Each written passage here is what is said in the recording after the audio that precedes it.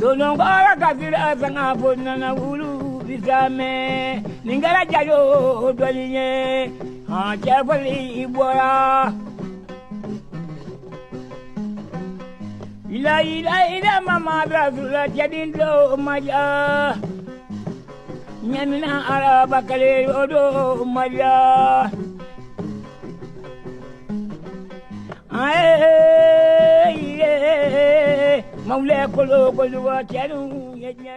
Bâtisseurs des nations, les trois présidents de l'AES sont loin d'être des va-t-en-guerre. Ils ont une vision, un idéal à défendre. Leur adversaire, c'est l'esprit impérialiste qui anime certains pays. Des États qui veulent nous faire oublier les torts qu'ils nous ont causés depuis la traite des Noirs à aujourd'hui. Les autorités actuelles de l'AES n'ont pas un projet pour diviser l'Afrique. Au contraire, ils sont dans un vaste programme de réunification. Pour y arriver, il faut une prise de conscience qui mettra fin à l'injustice.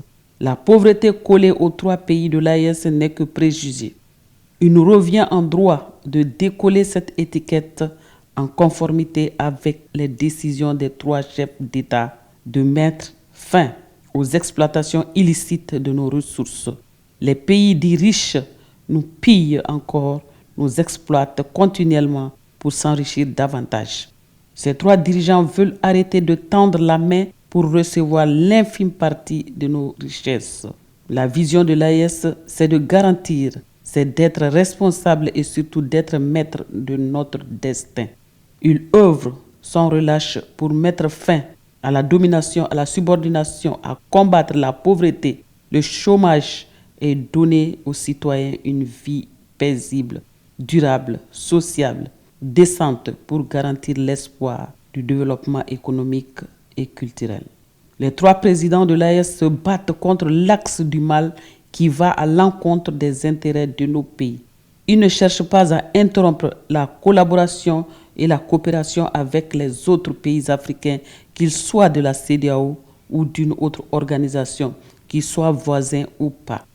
L'AES se dresse farouchement contre qui cherche le chaos parce que les têtes casquées dérangent.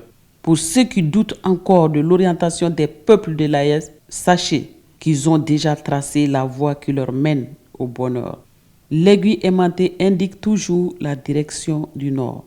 Cet espoir renaît après un embargo sévère imposé sans l'avis des peuples.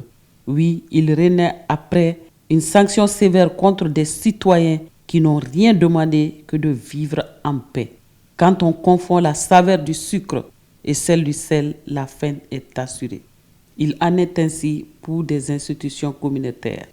Les fondateurs de la CEDEAO avaient comme objectif capital la circulation des personnes et de leurs biens, l'union des peuples, mais hélas, les maîtres se sont mêlés et n'en ont cure du bien-être des populations.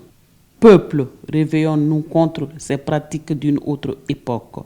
Le vent de prospérité est aujourd'hui du côté de l'AES. Profitons du succès de nos trois chefs d'État. Bato majarani mari basri dango ma atarida. Bato majarani tamadindri jagoro atarida.